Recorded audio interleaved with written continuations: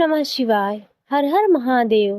प्रिय भक्तों, हमारा देश केवल एक भूमि का टुकड़ा नहीं, बल्कि संस्कृति, श्रद्धा और परंपराओं का जीवंत संगम है।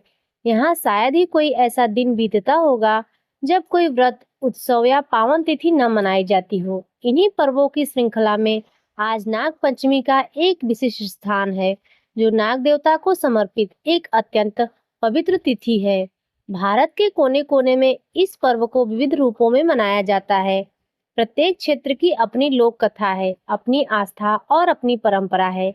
इन्हीं लोक कथाओं में हमारे पूर्वजों का ज्ञान, प्रकृति के प्रति सम्मान और जीवन के गूढ़ संदेश छिपे हैं। आज हम आपको नाग पंचमी से जुड़ी कुछ ऐसी भावनात्मक, आश्चर्यजनक और प्रेरणादायक कथाएं सुनाने जा रहे हैं, जो आपको सनातन धर्म की गहराई से और भी अधिक जोड़ेगी। तो आइए श्रद्धा और धैर्य के साथ इन कथाओं का श्रवण करें और अपने जीवन में संरक्षण, शक्ति तथा शांति का आशीर्वाद प्राप्त करें। सभी प्रेम से बोलिए, नाग देवता की जय। नाग पंचमी से जुड़ी एक पौराणिक कथा के अनुसार समुद्र मंथन के समय नागों ने अपनी माता की बात नहीं मानी थी। इससे क्रोधित होकर उन्होंने अपने ही पुत्रों को राजा जन्मेजय के यज्ञ में भस्म होने का श्राप दे दिया। माता का ऐसा श्राप पाकर सभी नाग घबरा गए और वे ब्रह्मा जी की शरण में पहुंचे। तब ब्रह्मा जी ने कहा कि अब नाग वंश में महात्मा जरत्कारु के पुत्र आस्तिक मुनि ही तुम्हारी रक्षा करेंगे। कहते हैं ब्रह्मा जी ने इस उपाय को पंचमी तिथि के दिन ही बताया था।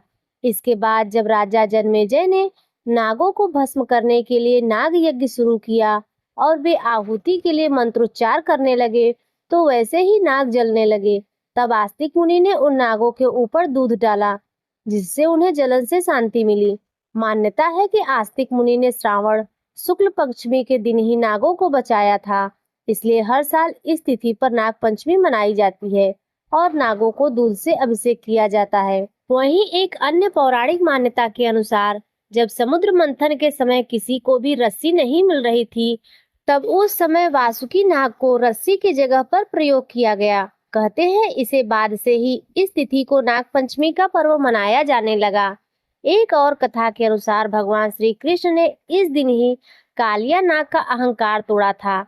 भगवान कृष्ण ने कालिया नाग को पराजित किया था, इसलिए इस दिन नागों की पूजा की जाती है। हमारे देश के कुछ हिस्सों में नाग पंचमी का पर्व केवल एक ही दिन मनाया जाता है, लेकिन कुछ जगहों पर ऐसी भी है जहां उस उत्सव को एक दिन नहीं बल्कि 15 दिनों तक मनाया जाता है। पश्चिमी बंगाल, बिहार और असम तक में नाग पंचमी का यह पर्व धूमधाम से 15 दिनों तक मनाया जाता है। जगह जगह पर नाग मेलों का आयोजन भी किया जाता है। पूर्वी बिहार में नाग पंचमी के विशेष अनुष्ठान के लिए बारी कलश की स्थापना की जाती है। यह मिट्टी का एक बड़ा घड़ा होता है।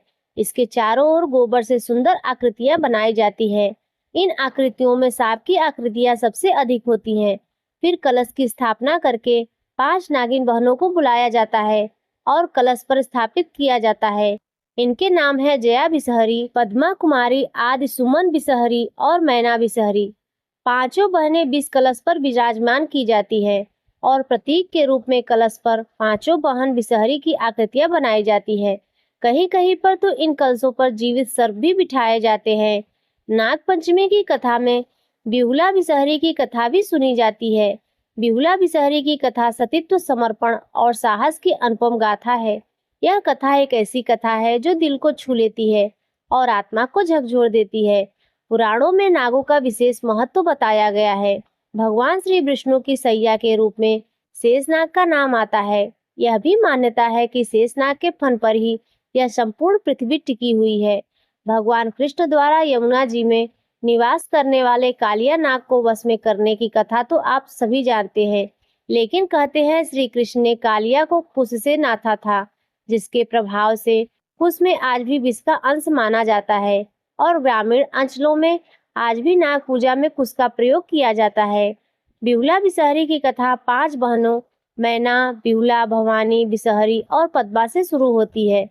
कहते हैं कि एक बार भगवान शिव सौध्या के तालाब में स्नान कर रहे थे।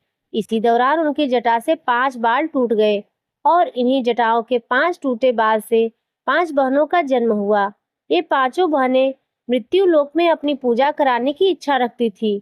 तब उन्होंने भगवान शिव से कहा कि हम चाहती है कि हमारे लिए लोग पूजा करें, लेकिन भगवान शिव ने मना कर दिया और कहा कि पूजा पाने के लिए देवताओं की तरह कार्य करने होते हैं, जन कल्याण करना होता है।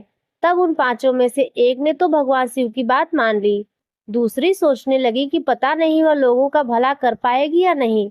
एक ना इधर की रही और ना उधर की, यानी कि वो कोई फैसला ही नहीं कर पाई। फिर एक दिन सोचा, जो और बहाने कर लेंगी वो भी वही करेगी, लेकिन एक ने तो ठान लिया कि चाहे कुछ भी हो जाए वह तो पूजा लेकर ही रहेगी। तब भगवान शिव ने उसे अपने भक्त चांद सौदागर के बारे में बताया। उन्होंने कहा, चांद सौदागर अगर तुम्हारी पूजा मान लेगा तो सब तुम्हें पूजा देने लगेंगे। जाओ प्रयास करके देख लो। यह सुनकर बिसहरी चांद सौदागर के द्वार पर चली। चारों बहनें भी उसके पीछे चलने लगी। बिसहरी ने चांद सौदागर से पूजा की मांग की, लेकिन चांद सौदागर ने इसे ठुकरा दिया। इस अपमान से क्रोधित होकर बिसहरी ने बदला लेने का निश्चय किया। जब वह चाहे भेष बदल सकती थी, तब उसने एक ब्राह्मण का वेश धारण किया और चांद सौदागर के पास जाने लगी।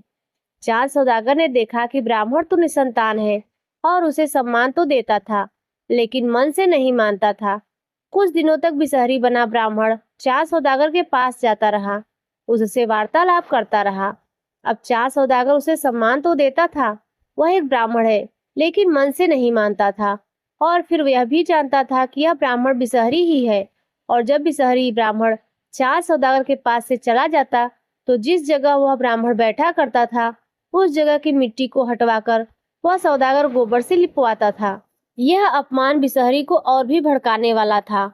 अब तो उसने चांद सौदागर को निसंतान बनाने का निश्चय कर लिया। चांद सौदागर के 6 पुत्र थे।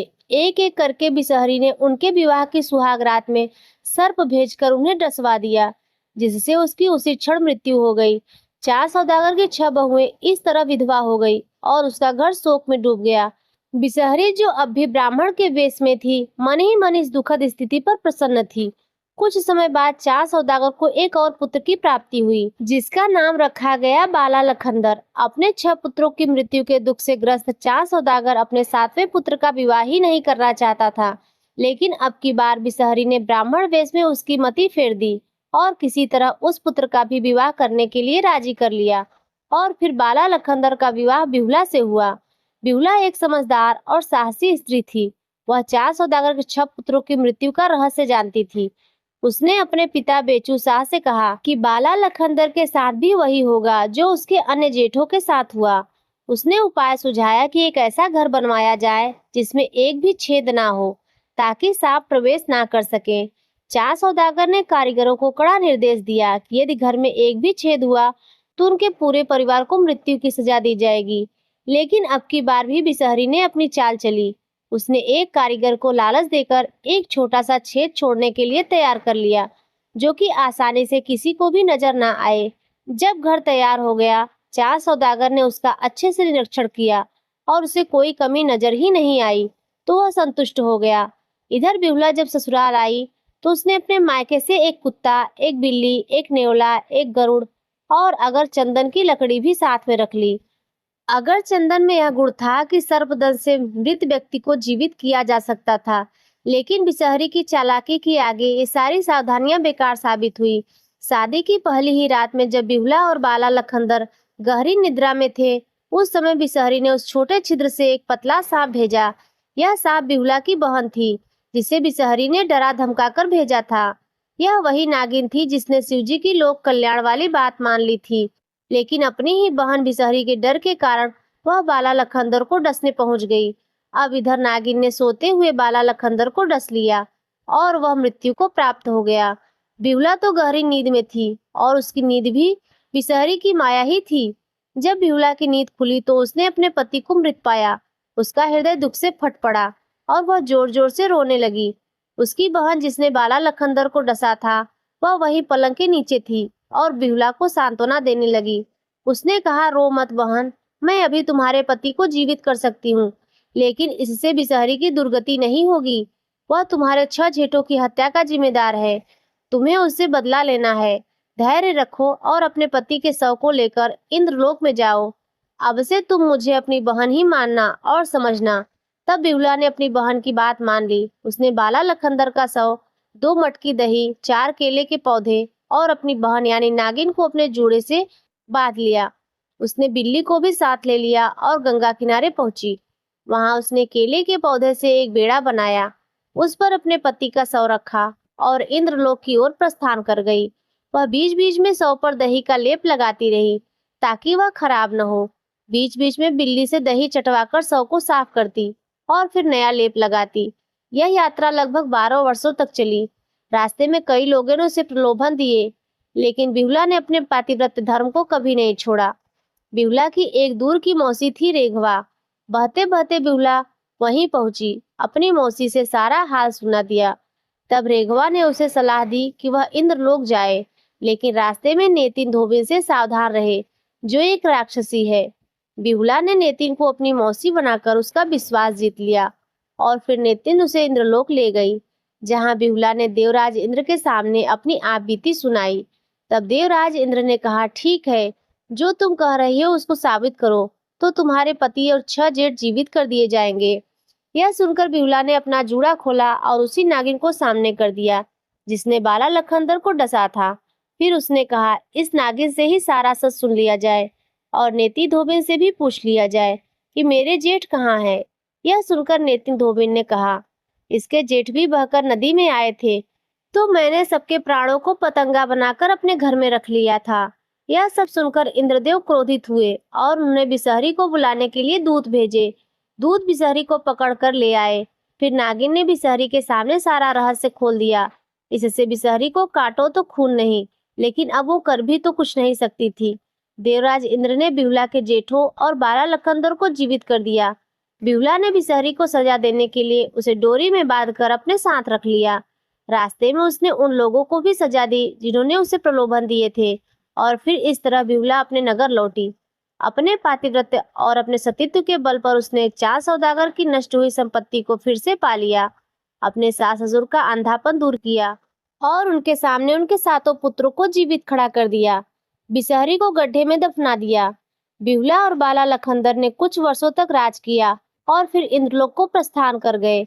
यह कथा सतीत्व, समर्पण और साहस की अनुपम गाथा है। जिस नागिन ने बिहुला की मदद की थी, बिहुला ने उसे बहुत सम्मान दिया और वह नागों की रक्षिका देवी बन गई। उस दिन उसे समझ आया कि जन कल्याण करने और त्याग की भावना रखने से कोई भी देवता या देवी कैसे बन सकता है। भगवान शिव की पुत्री पद्मा नागिन को भी लोक कथाओं में मनसा कहा जाता है। उन्हें कमल पर बैठे हुए हंस की सवारी के साथ दिखाया जाता है। उनके दोनों हाथों में एक एक सांप है और इनमें एक वही नागिन विषहरी है जिसने बिहुला को कष्ट दिए थे। पद्मा के हाथ में उसे कसा हुआ दिखाने का तात्पर्य है कि पद्मा ने उसे नियंत्रित किया। दूसरे हाथ में जो एक और नागिन है, यह वह विषहरी के पीछे पीछे चली थी। सिर पर छत्र बनकर भी एक नागिन है। यह वह बहन है जिसने सोचा कि जो बड़ी बहनें करेंगी वैसा ही वह भी करेगी। एक नागिन पैरों के नीचे है, जो ना इधर की रही और ना उधर की। इस तरह 5 बहनें ही एक साथ देवी मनसा का रूप पूर्ण स्वरूप मानी जाती है। हालांकि यह मान्यता भी है कि सती बिहुला ही देवी है और ये 5 नागिन ही उनके नियंत्रण में है, क्योंकि भगवान शिव की 5 पुत्रियों में एक नाम बिहुला बिसहरी का भी आता है, इसलिए उन्हें ही मनसा मान लिया जाता है। वही इस लोक कथा में एक और रूप सुना जाता है जो बहुत प्रचलित है। उनके अनुसार मनसा बिसहरी के क्रोध और घमंड में किए गए अनैतिक कार्यों को देखते हुए 4 सौदागर के घर प्रकट होते हैं। वह मनसा को समझाते हैं कि ऐसे देवी नहीं माना जाता, लेकिन मनसा नहीं मानती है और कहती है पूजा तो वह लेकर ही रहेगी। फिर भगवान शिव कहते हैं, अगर पूजा मिल गई तो क्या करोगी? तब मनसा कहती है, मैं बाला लखंदर और उसके भाइयों को जीवित कर दूंगी। इस पर कहते हैं 4 सौदागर, तुम मेरे कहने से मनसा को पूजा दो। इस पर सौदागर शिवजी से कहते हैं, हे प्रभु, मैं तो आपका भक्त हूँ और मनसा ने तो मेरा बहुत अनिष्ट किया है, फिर भी मेरा मनसा से कोई बैर नहीं है। लेकिन जिन हाथों से मैं आपको पूजा देता हूँ, उनसे मैं मनसा को पूजा नहीं दे सकता। कहते हैं कि बाएं हाथ से की गई पूजा ना सफल होती है और ना ही कोई फल देती है। मैं बाएं हाथ से मनसा को पूजा दूंगा। इस तरह 4 सौदागर बाएं हाथ से मनसा को अक्षत, पुष्प, रोली और कलावा चढ़ाता है, बाएं हाथ से जल देता है और बाएं हाथ में ही पकड़कर आरती भी करता है। मनसा इससे भी प्रसन्न हो जाती है। तब शिव जी कहते हैं, अब अपने वादे के अनुसार सबको जीवित कर दो। मनसा हाथ उठाकर सबको जीवित करने का प्रयास करती है, लेकिन कर नहीं पाती। तब वह हारकर भगवान शिव के चरणों में गिर जाती है। तब भगवान शिव कहते हैं, किसी को अभय देना कोई चमत्कार नहीं है।